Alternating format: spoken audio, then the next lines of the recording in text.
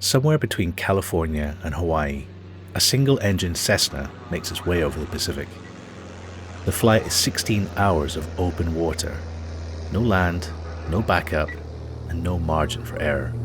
So I picked up the mic and my hands are shaking and Honolulu radio, Cessna 8032 mic with a possible mayday. 11 hours into the flight, the oil pressure mysteriously starts dropping. It was about maybe an hour and a half after calling the mayday that the engine finally did quit. And what begins as a routine delivery becomes a terrifying countdown to the unthinkable. The last few seconds before touching down, it was not fear as much as, I wonder what it's going to feel like. I wonder what's going to happen. Just imagine being a speck in an endless blue expanse, with 20,000 feet of water beneath you and no land in sight.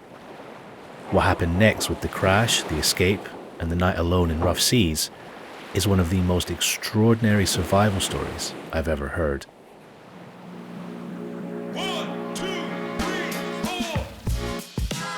Hello and welcome to another episode of No Ordinary Monday. Thank you so much for joining us.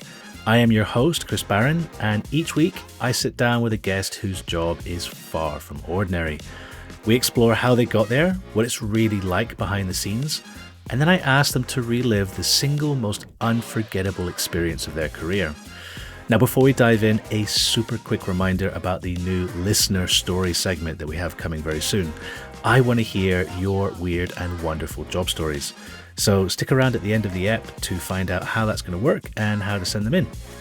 Okay, so on to this week's show. This story was just so incredible that I couldn't fit everything into a single episode. So part 2 will be coming out next week. So my guest this week has basically spent her entire life in the sky, from piloting gliders as a teenager to commanding 747s packed with passengers to piloting fancy Gulfstream jets for the ultra-wealthy. Heidi Porch has logged thousands of hours across all kinds of aircraft and built a career defined by skill, composure, and an unshakable passion for the skies. But one journey in particular, a ferry flight from California to Hawaii, pushed every ounce of her experience to the limit. So as you heard in that intro, Heidi was halfway across the Pacific when her plane had a critical malfunction. And within hours, she was fighting for her life over one of the deepest stretches of ocean on Earth. The crash, the rescue, every single part of this story is just phenomenal. So I hope you enjoy it. You're listening to No Ordinary Monday. Let's get into the show. All right. Heidi, welcome to the podcast. How you doing? Good morning, good evening, wherever Yes. you are. Yeah, we're on other Yes. sides of the world, which I'm sure you're more than used Yes. to. Where are you just now? Uh-huh. Yeah, the amazement of technology these days. Yeah. Fantastic. And so I guess your life now is maybe a little bit calmer than what it used to be? A little bit more A peace in little your bit, life? little bit. Yeah, I'm actually sleeping through the night now and Yeah. not waking up every 2 to 3 hours, being on a crazy flight schedule. So that's Yeah. something new for me. Must be a nice change of pace. I mean, when was the last time that you piloted an aircraft? Let's see, about year and a half, 2 years ago. Okay. I retired from the airlines due to COVID. They Yeah. had, everything just came to a screaming halt. They Yeah, of offered course. early retirement package. Yeah.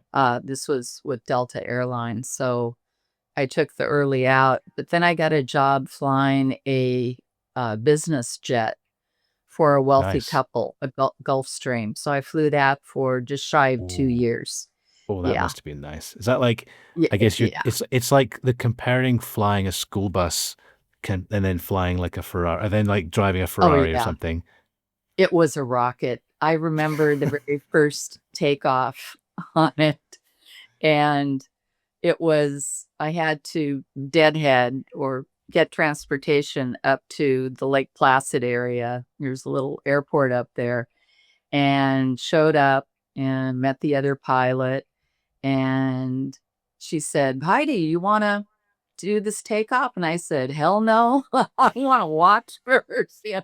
Because all I had flown was the simulators at flight Yeah. safety.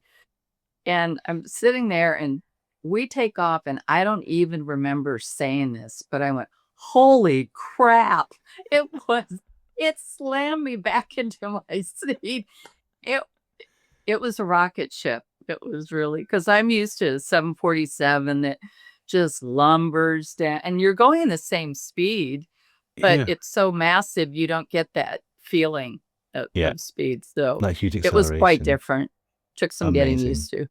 Yeah, Amazing. but it Well, was fun. what a way to sort of like, kind of top off your career, which is absolutely insane, and we're going to get into. But I'd love to start just like, right at the beginning, first memory. Where did this love of flying, being in the air, come from? Where was sort of day one for it?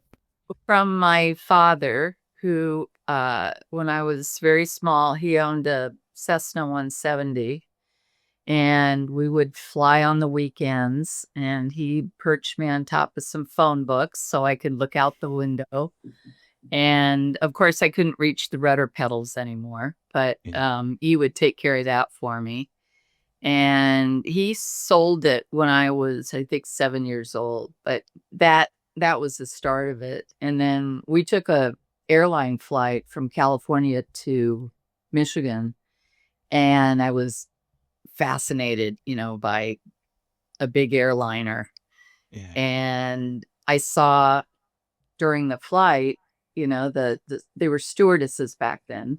Stewardesses would go into the cockpit with a cup of coffee. The captain would come out, hang out in the galley for a while, and people are coming and going.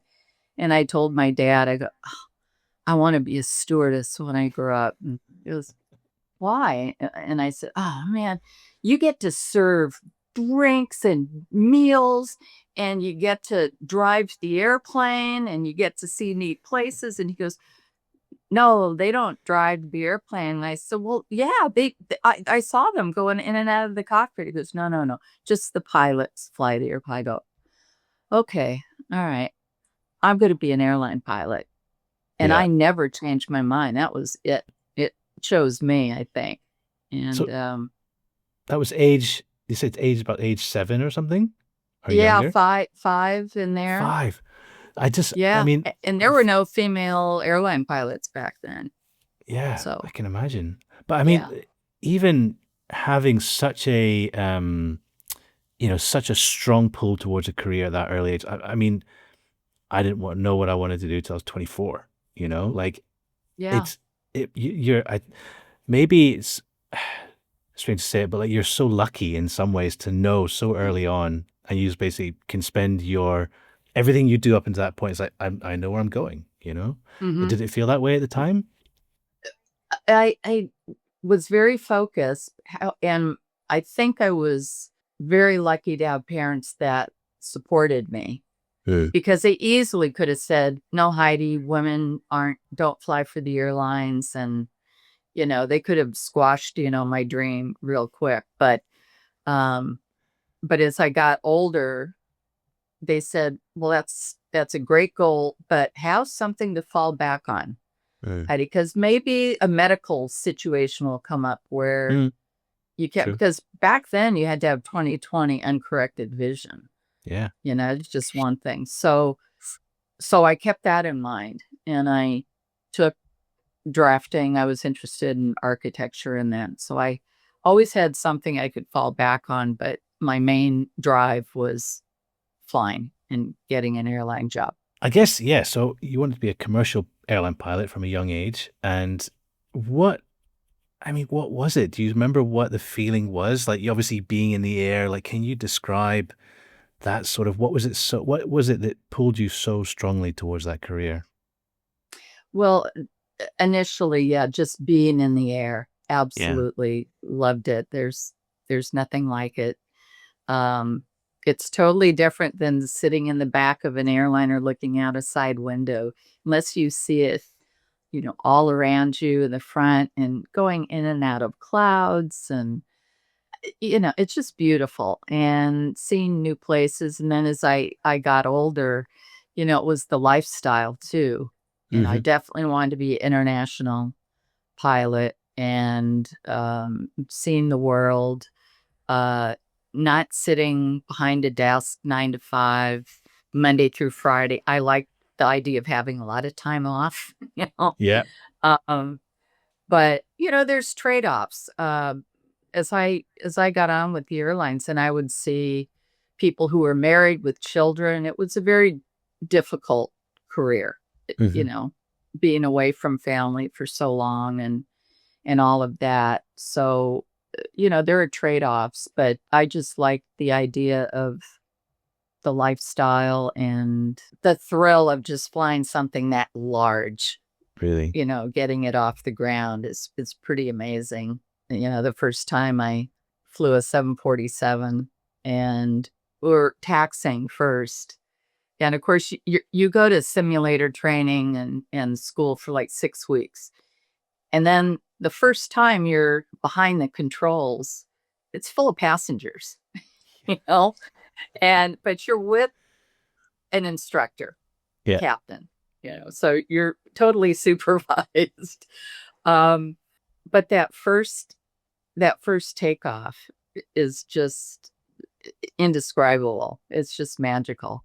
So you'd kind of obviously reached your, flying 747 must have been incredible, but to get there, I mean, how hard did you work? How hard was it to sort of achieve that goal from that, 7-year-old girl who was so pulled toward this career? Right. Well, once I started taking lessons, it took me about 13 years to get enough flight hours to start sending in my applications.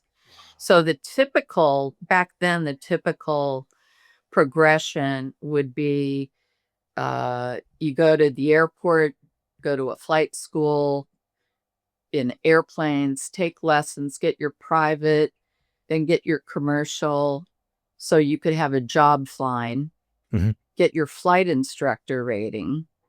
Hmm. I'd say 80% of the pilots coming up into the airlines would get their flight instructor rating. Yeah.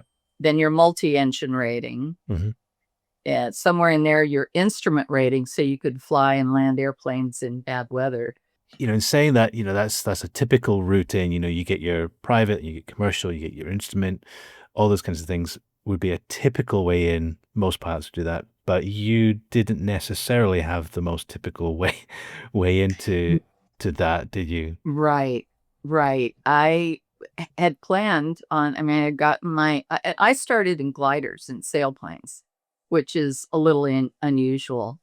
I'm glad I did because I think it made me a better pilot Hmm. because you don't have an engine to fall back on. So if you come in for an approach and you're too high or too low, you can't go around. You got to make it Yeah. work.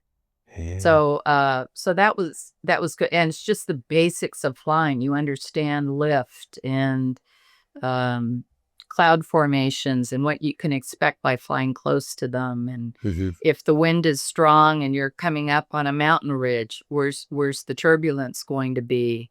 Yeah. So I'm glad I started in gliders, but that's not the usual progression. I had every intention of getting my flight instructor rating, and I had gone to a flight school in Northern California to get my multi-engine rating, which is just a weekend school and get it in a Hmm. couple of days. And when I was ready to leave, they said, well, would you like to be a flight instructor here? And I said, I don't have the rating. And they said, well, we'll give it to you and you can work it off.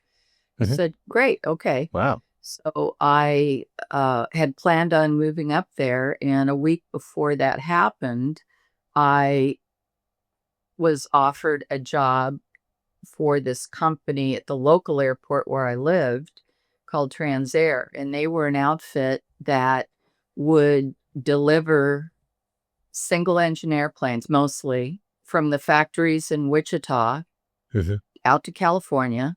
And then they take all the seats out and put gas tanks in the cockpit. And then they deliver them to Australia and New Zealand and throughout Wow. the Pacific. And I had just dropped off a resume to them a month earlier and said, hey, if you ever need spur of the moment, you're short pilot, need somebody to go to the factory and bring a plane back. And they called me, and on the flight back, they said, "You want a job?" I said, "Yeah." So that seemed much more appealing to me, being the one behind the controls, than being a flight instructor and sitting next to a student who might kill you. Fair.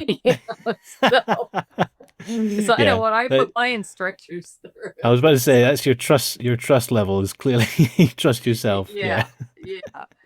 And, flying, when you're flight instructing, most lessons are half an hour, 45 minutes. And it takes a long time to build up flight hours. Yeah. Delivering airplanes, you rack up a lot more time. And So this is basically like driving it's like taking a car almost off the manufacturing line and driving it to the showroom in a way, or driving it to its owner. Is that kind of like a good way of comparing it? Yeah. A flight from Wichita to California was normally total at 12 hours, maybe. And Oh, wow. depending on the Yeah. airplane, maybe you'd stop somewhere in Colorado and spend Yeah. the night and go the rest of the way the next day. So I had no interest whatsoever in doing overwater stuff. Those guys were crazy. I mean, no Really? way. So I said, I'll just do as many domestics as you want.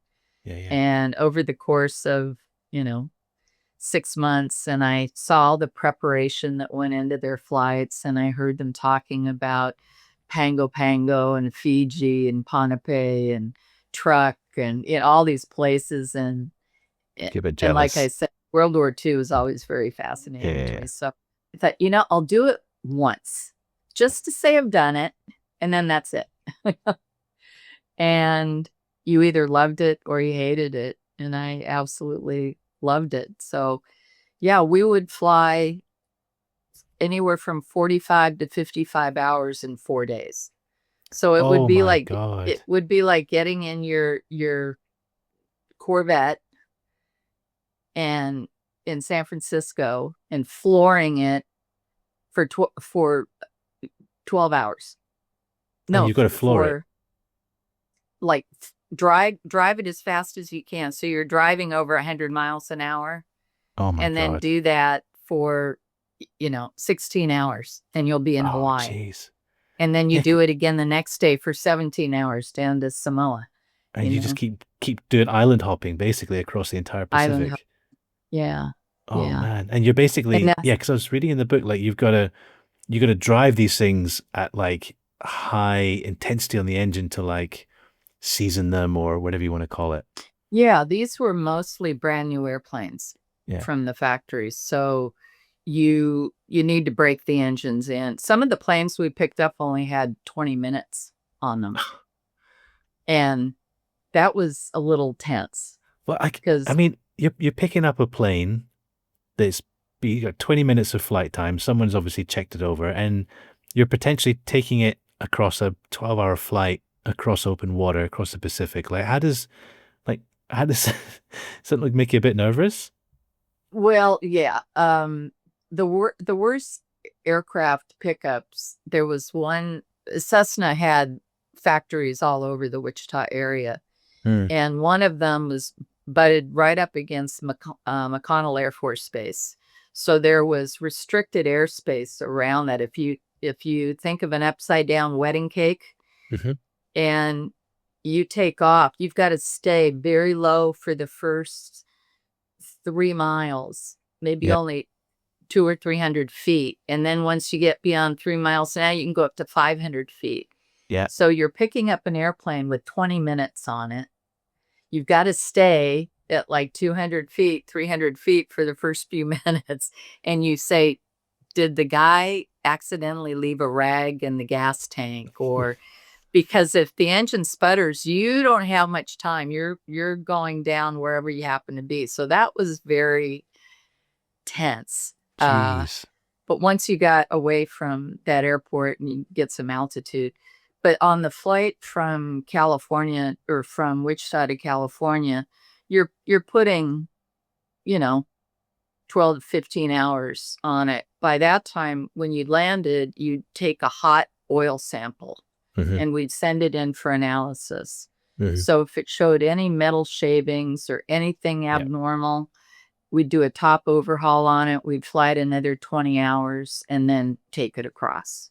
So there was a lot of preparation that went into it. I mean, it must have been daunting, given all that you just said. I mean, that first time that you like took off, in America, and you sort of had that California coastline, and you're sort of flying over for the last time, seeing land, and you've just got that huge expanse of Pacific Ocean in front of you. And just describe that feeling for the first time. Well, it was probably a good thing. We would normally take off between 2 and 3 in the morning. You would plan your departure for the time you want to land in Pango Pango Yeah. days late, and then work backwards from there. Yeah. And so it was probably a good thing that I didn't see the water for the first few hours until the sun came up. And then Yeah. I found that about every 4 hours, the reality would sink in, where it's nothing but water all around you and no land, and you're at 5,000 or 6,000 feet, one engine, and Alone in the cockpit often. alone. And well, most of the time we would be with other airplanes. We'd go in a Yeah. group, Yeah. so we'd have somebody to talk to and help with navigation. And then, but when this reality would kick in, that would be when I would make believe the engine just quit.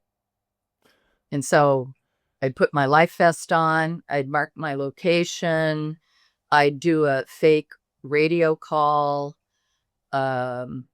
maybe get the manual out and look up the procedure for something, Yeah. engine failure or electrical failure or whatever.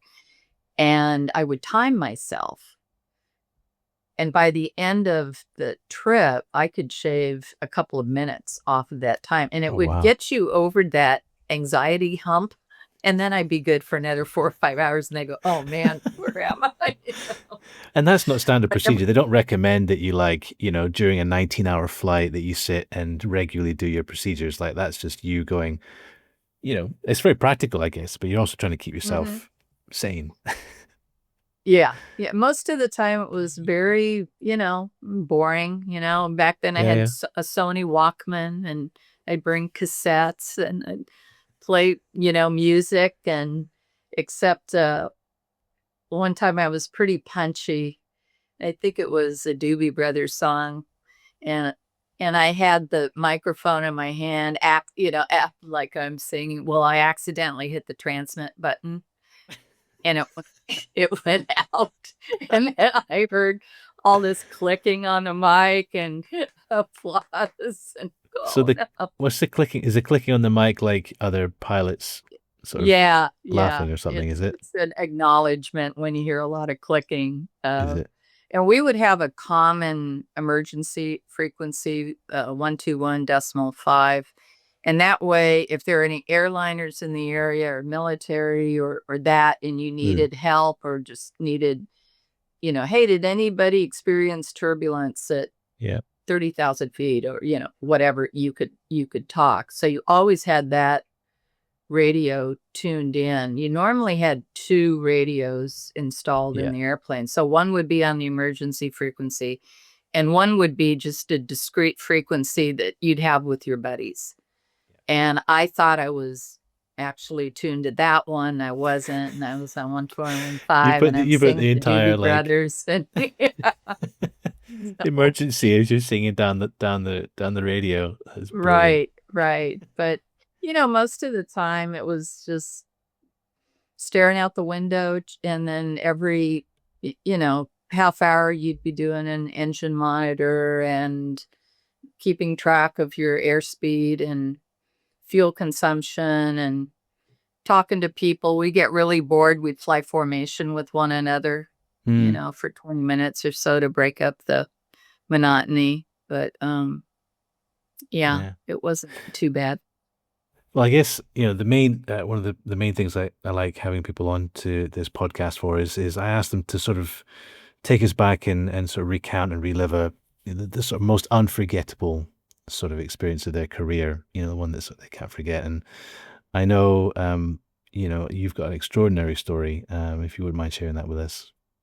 Sure. Yeah, it was while I was doing these ferry flights, and I was paired up with another airplane. I was in a Cessna 182, which normally holds 4 people. Mm-hmm. It's a high wing airplane. And ultimately, we were headed for New Zealand. So it was going to be a 4-day trip. And I was on the first leg, and the flight planned for 17, almost 18 hours to Wow. Honolulu. And you were flying And from I was California or from... typically California to Honolulu, which is the longest span of open water with no land Oh, that's man. any closer. So Wow. once you take off from California, the closest land is to turn around and go back where you came from or continue on to Hawaii. There's nowhere you can divert to that's any closer. Yeah. And that is about 2,100 miles. Yeah. Yeah. So I was on that first leg, and about 11 hours into the flight, I noticed my oil pressure was lower than it should have been. Mm. So I told my wingman, who was in a Cessna 172, a little slower than mine, and said, "Do you see anything abnormal? Streaks of oil on the belly coming out of the engine area, or smoke or anything like that?" And he didn't. And I wasn't too concerned at first because sometimes the oil pressure will drop because the oil is so hot, it thins out. But about 10, 15 minutes later, it was down even more. Oh, And man. that's when I got this really sick feeling. And so Earl was who was also my boss at the time. So what do you want to do? Because we were past the halfway point. Yeah. And I said, "I think I better call for help." And he said, "Okay, go ahead." Like a So proper now I've Mayday been call. a Mayday call, which Yeah. I've seen that in the movies, It- but never thought I'd have to do it myself. And so it took me a few minutes to kind of settle down and know what I was going to say on the radio and all of that. And we had a HF radio, high frequency, that allowed us to be able to talk to Honolulu over the ocean, because your Mhm. regular aircraft radios don't have the range. Yeah. So I picked up the mic and my hands are shaking, and I'm okay. Oh. Honolulu radio, Cessna 8032 mic with a possible mayday. It just came out. Well, at the time, there was a Navy airplane in the vicinity, and Mhm. because they monitor same frequencies, they heard I have a possible mayday, and the captain said, "What is a possible mayday? You're either pregnant or you're not," you know? So he's listening in, Yeah. and Honolulu came back, "Yeah, what's the problem?" I said, "Well, I'm in a Cessna 182 at this waypoint. I'm losing oil pressure. I do not know how long the engine's going to continue to run. I'm requesting assistance and declaring an emergency." And then Jeez. that sets into motion all kinds of stuff, Yeah. Coast Guard search and rescue and all of that. So the P3 waited till all these radio calls were done, and then they called me and said, "Hey, we remember hearing you give a position report about a half hour ago. Was that you?" And I said, "Yeah." And they said, "Well, we passed you going the other direction. Mm. We can turn around and locate you if you want, or try to." And I said, Yeah. "Yeah, that'd be great." Yeah. So they turned around, and over the course of the next half hour or so, I saw a contrail at a high altitude of a flight from Honolulu to California. Yeah. And I called them and said, "You're directly overhead right now. Can you do an S turn for me so I absolutely know it's you that I'm talking to. And he did. And when he was overhead, I got a latitude, longitude Mhm. from his equipment that was much more accurate than anything I had. Yeah. I passed that on to the Navy airplane, and within half an hour, so they had me in sight. So that was very comforting, because they started coordinating along with the Coast Guard and that to get the airplane out Yeah, to 'cause me. I guess going through your mind, you just must have been, you're in that infinite blue expanse of water and thinking, if I go down out here and no one has an exact mark of where I am, because you're basically Oh, like yeah. driving in a car or a train and you're coming up on a cliff. You know you're going to go off the cliff. Nothing you can do about it. And you're terrified because you would just be a speck in an infinite expanse Just of water. exactly. Jeez. Now, fortunately, it was a beautiful day. The wind was under 10 knots. Temperature outside was probably in the high 70s. And so I couldn't have had more ideal, conditions. But I still wasn't 100% sure I was going to have to ditch, Hmm. because the only indication I had that anything was wrong was a drop in the oil pressure. The oil Yeah. temperature never budged. Hmm. And I had always been told that when you are losing oil pressure, the temperature goes up corresponding, and it wasn't. So I thought, Yeah. well, is this just a faulty gauge, or, am I still gonna make it to Hawaii? And that first 15 minutes of not knowing what was going to happen, was the engine really going to quit or no, was driving me nuts. And finally, I just had to make up my mind. Heidi, you're either going to make it to Hawaii or you're going to end up going in the water. And I said, I'm going to end up going in the water. And then it was like, click. And then everything fell into place. And it was kind of an out of body experience. I was watching me do it. And, I was cracking jokes with the guys, and, set up a plan, and, discussed checklists with Earl. And I decided, if the engine should quit, I don't want to have to refer to a book for the procedure flight. So I just read off those steps to Earl. I said, at the appropriate time, if I need it, I want you to read this checklist off to me. Yeah. You read it, I'll accomplish the steps, and that way I can focus totally on the flying. And that worked out pretty well. So it was about maybe an hour and a half after calling the Mayday, maybe closer to 2 hours, that the engine finally did quit. Man, that must have been excruciating hour and a half, knowing that maybe there's a problem, maybe there's not a problem, but if there is a problem, it's a serious one. And it's coming, and what's Oh, going to man. happen. And so it happened. And so when the engine did quit, my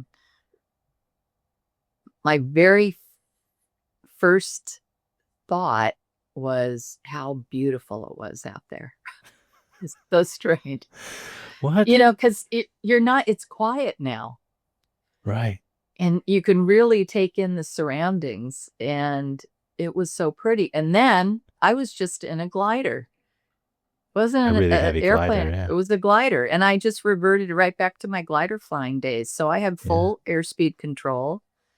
I could maneuver it just fine. It was just now I was descending, and I had no control over that. So, it felt very, very natural.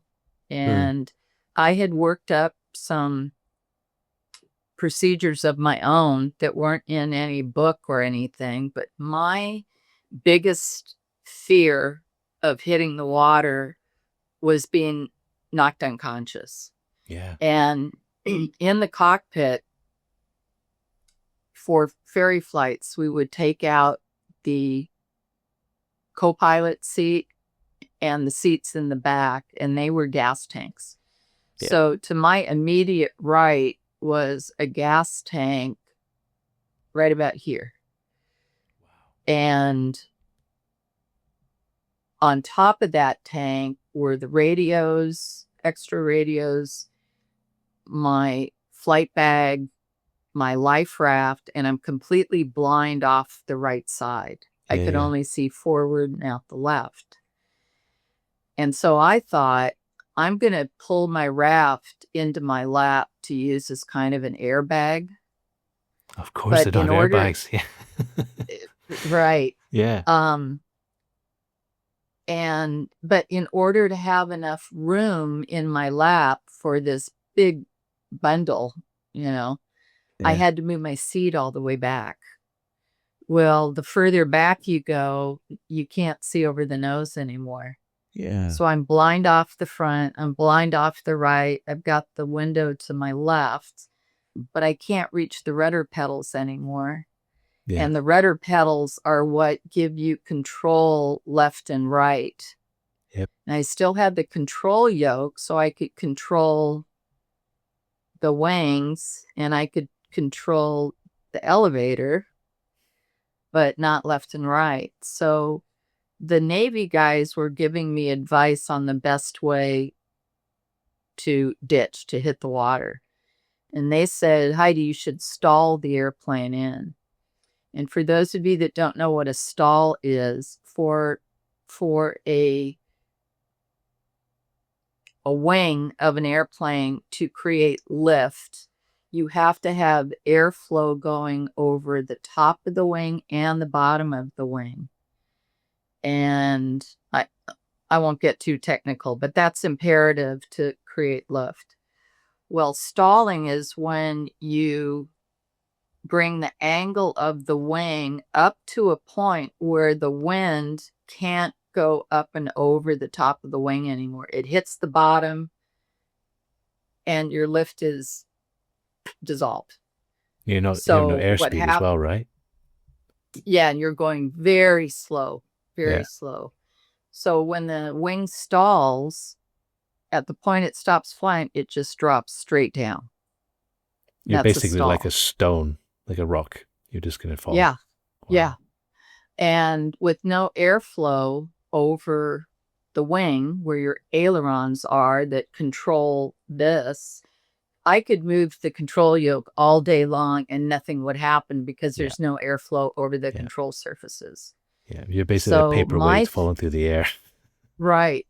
So because I couldn't see forward any longer, I really didn't know how close I was to the surface. And you're not landing on a flat surface, it's rolling. And I thought if I stall the airplane the least bit too high and it breaks, one wingtip might drop lower than the other, and thereby one landing gear, one tire will hit before the other, and it's going to go sideways. And here's this gas tank right here. And I thought if I go this way, I could hit the side of my head on the edge of that tank and be knocked out.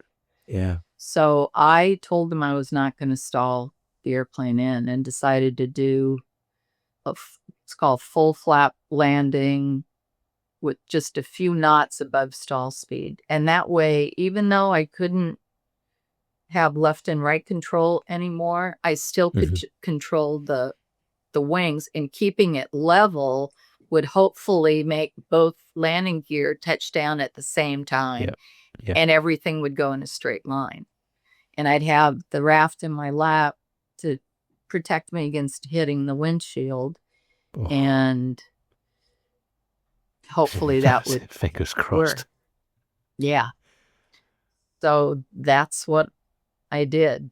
And before touching down, I opened the door and the window to my left because I thought if the plane does cartwheel, the fuselage might torque.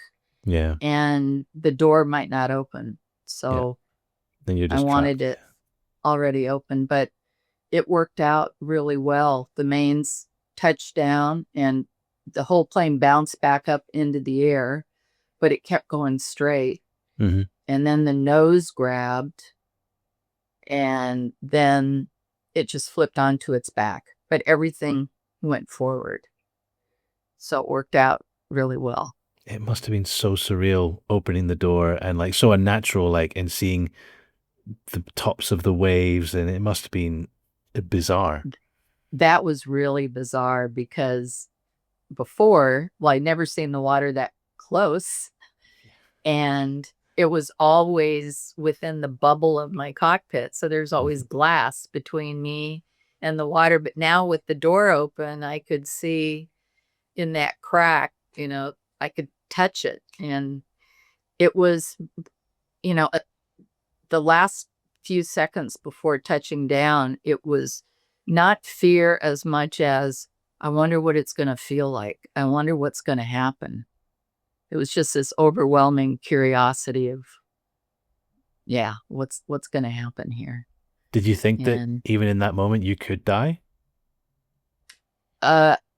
the first instance that I had that I might die was when the plane came to a stop, and there was an explosion of water. There was no water coming in. It was just 1 second. There was nothing, and the next millisecond was water. And I remember as the plane pitched over, I remembered hearing myself go, either out of shock or the pressure of, the deceleration. But in that breath, I had water. Oh no. And when the plane came to a stop, I immediately flashed back to an incident I had when I was 4 years old. I fell into a swimming pool and didn't know how to swim and was clinically dead. And What? it was right when CPR was brand new. And there was one person at this party that we were at that knew CPR, and that's what saved me. But it took me 7-8 years to get into a swimming pool after that, and Oh my I can God. barely swim. Why I did this, it's Yeah. crazy.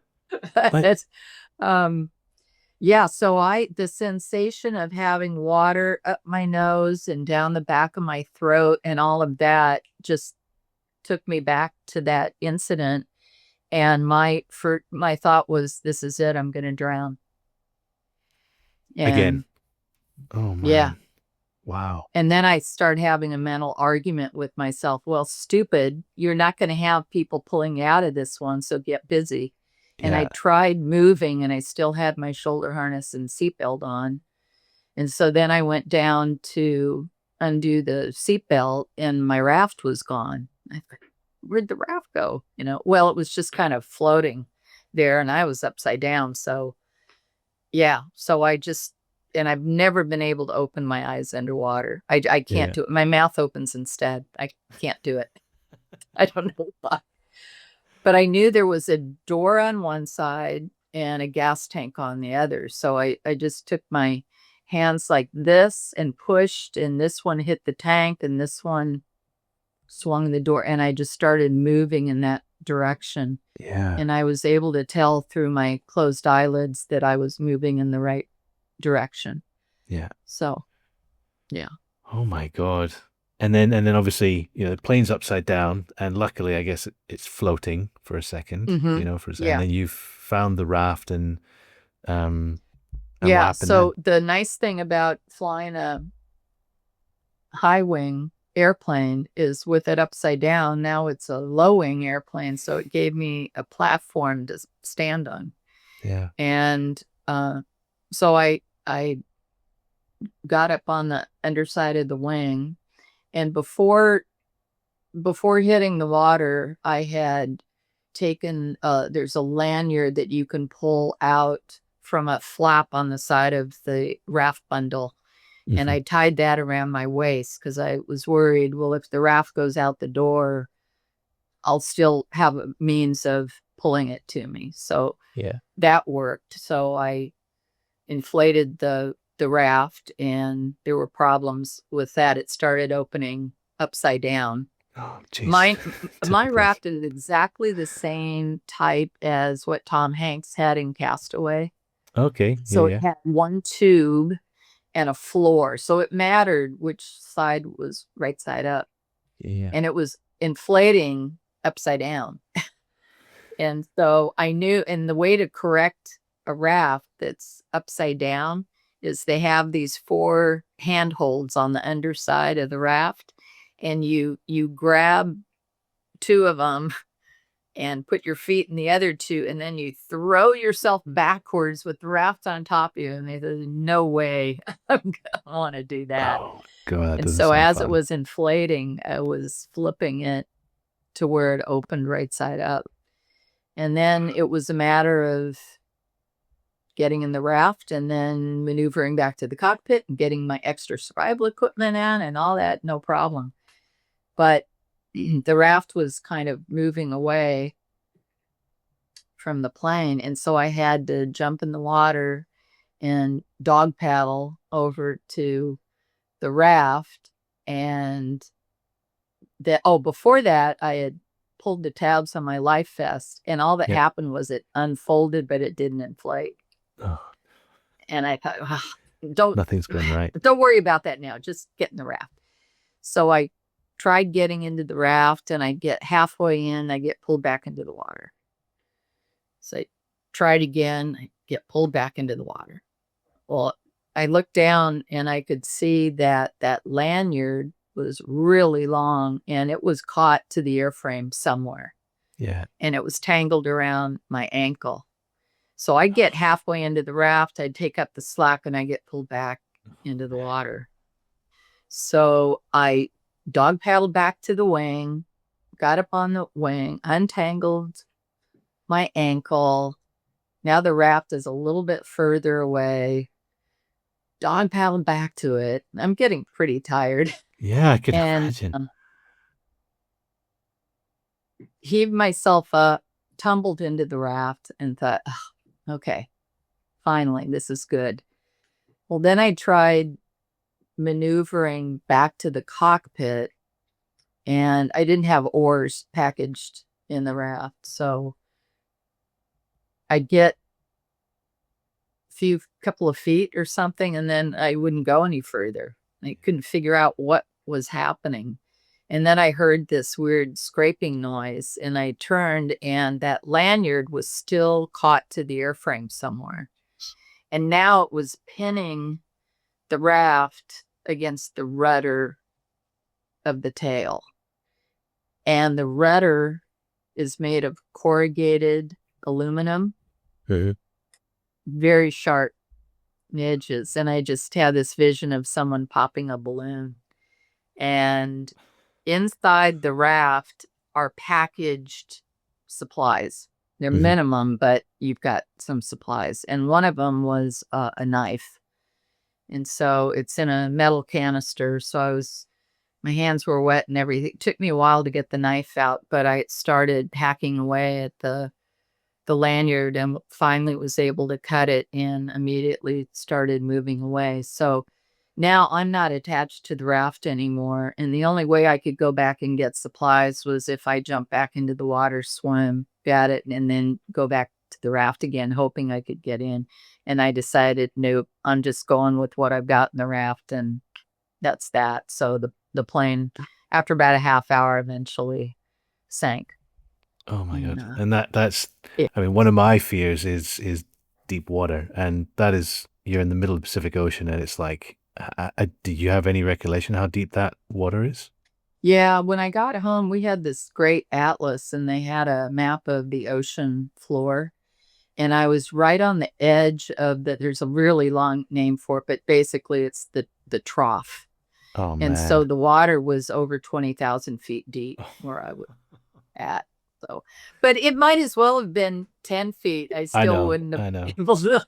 I know. It's just it's one of my personal fears. Is like I don't know. Maybe I was younger and we went out, someplace and in the ocean, and I just remember there is such deep water beneath me, and it kind of created like a fear. But I can't even imagine, having to deal with that. It's watching the plane, sort of slowly sink its way down, and then it's just you in the raft, and Yeah. hoping that someone's coming to rescue you. Yeah. And one more thing about realizing how deep it was and everything. I had swallowed a lot of salt water, during the ditching. And so shortly after getting into the raft, I had to vomit.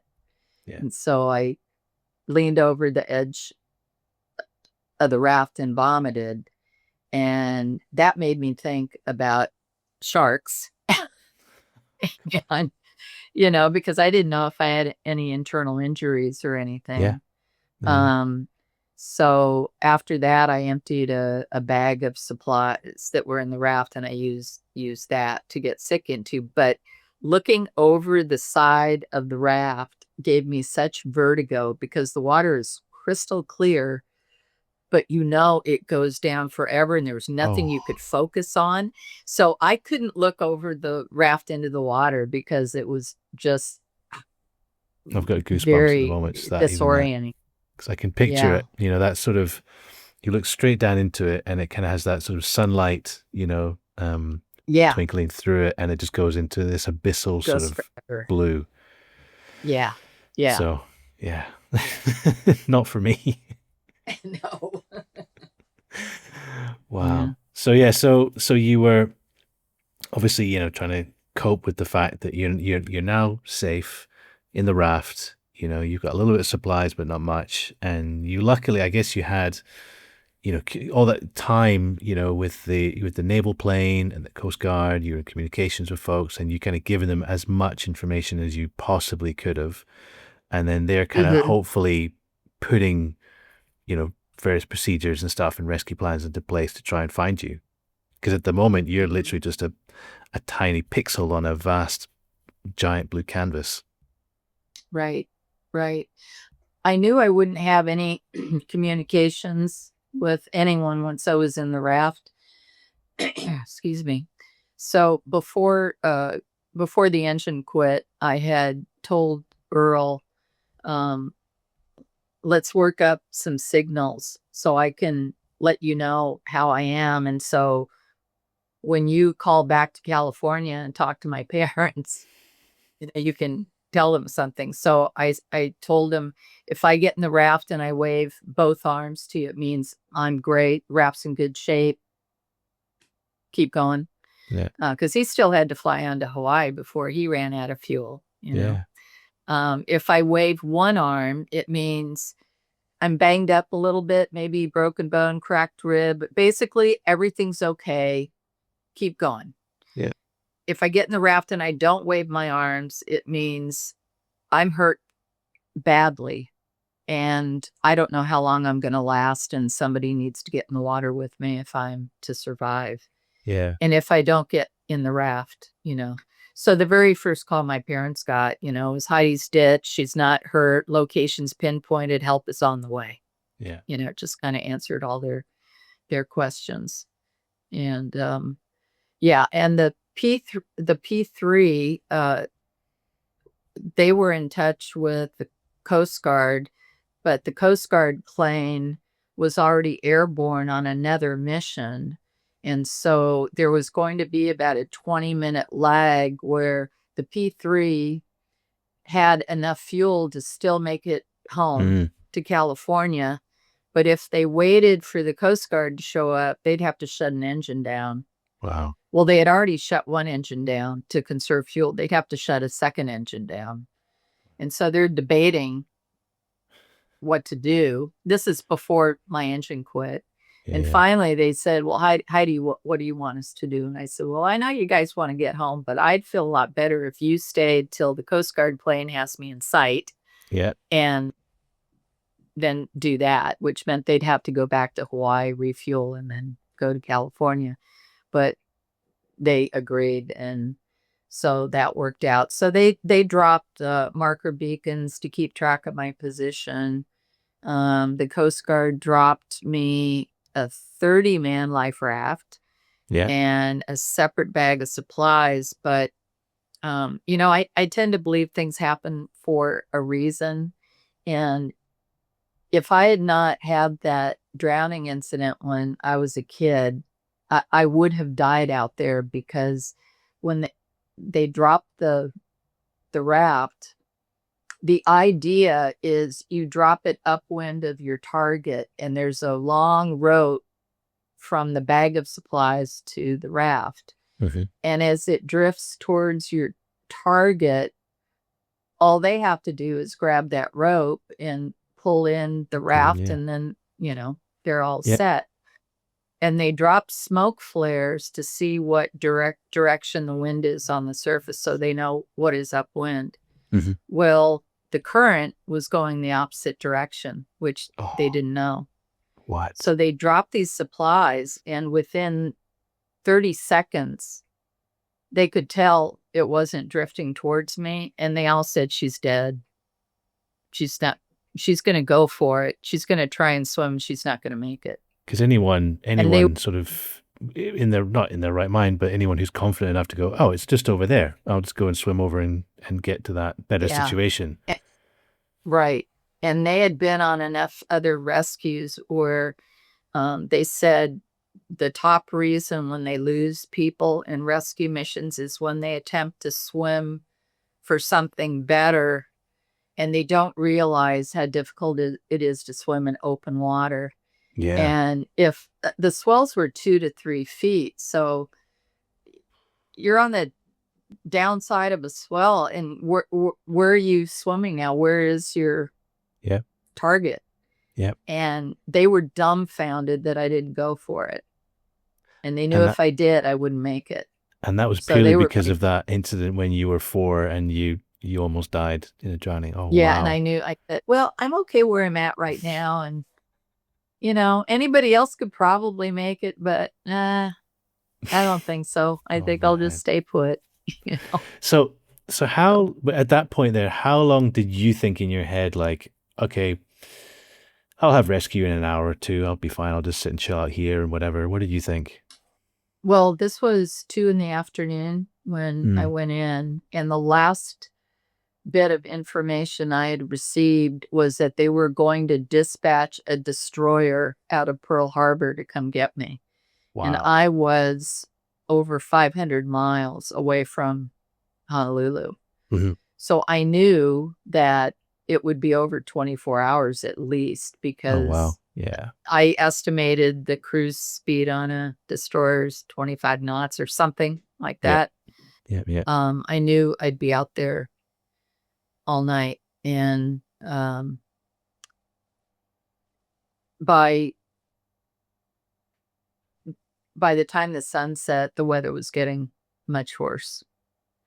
So by midnight, the swells were 10 to 12 feet. And I mean, just to give us a picture of what's that like when you're in a raft? Like, is it enough to think that a wave is just going to tip you over?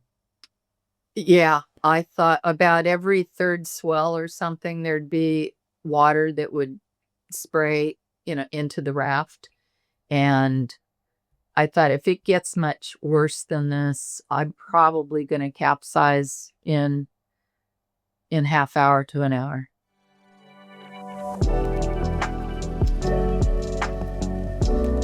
And that is it for part 1 of Heidi's story. Stick around for next week when we pick up as the sun starts setting, the weather turns bad, and Heidi faces a long, dark night alone on the open ocean. With US boats still hundreds of miles away from her, she finds herself in the hands of an unlikely and potentially dangerous rescuer.